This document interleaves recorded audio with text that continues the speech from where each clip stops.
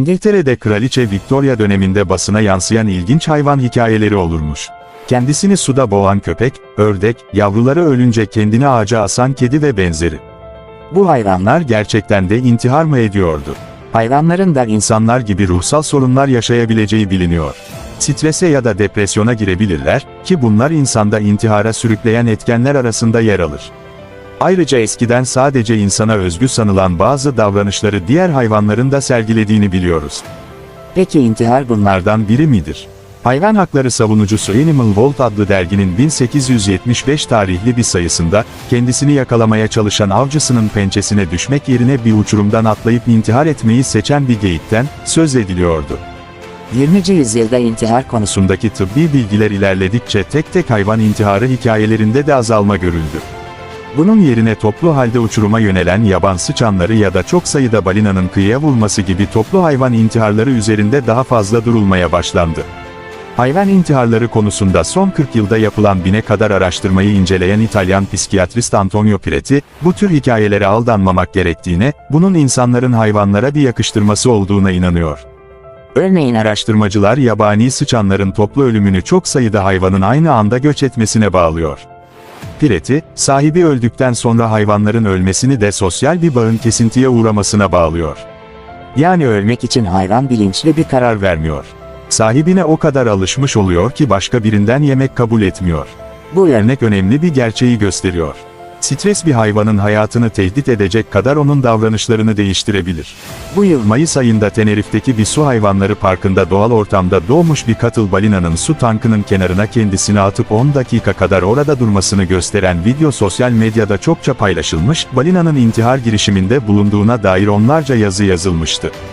Katil balinaların doğal olmayan ortamda farklı davrandığı, sırtını sürekli havuza sürme ya da dişlerini gıcırdatma gibi davranışlar sergilediği biliniyor.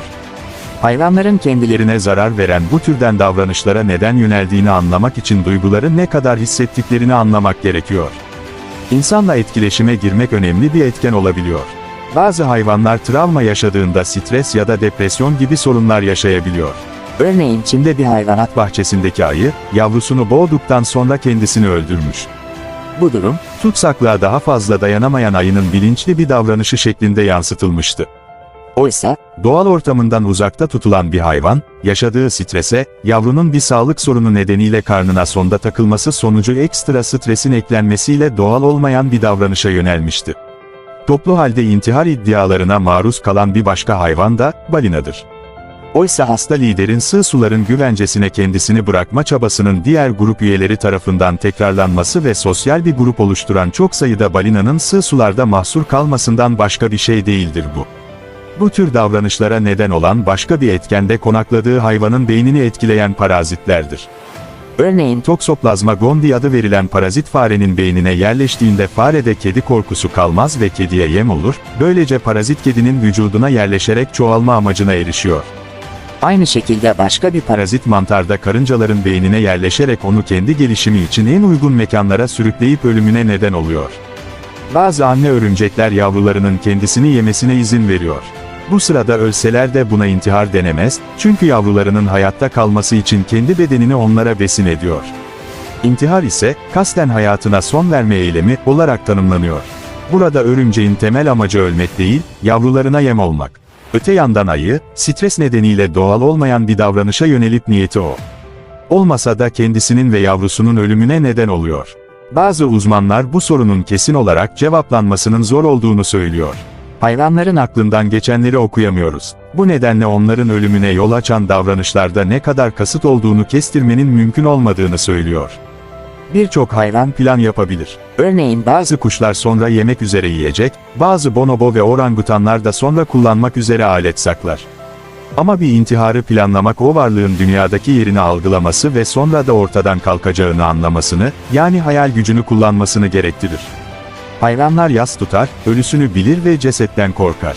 Ama ölümden korkma durumu söz konusu değildir.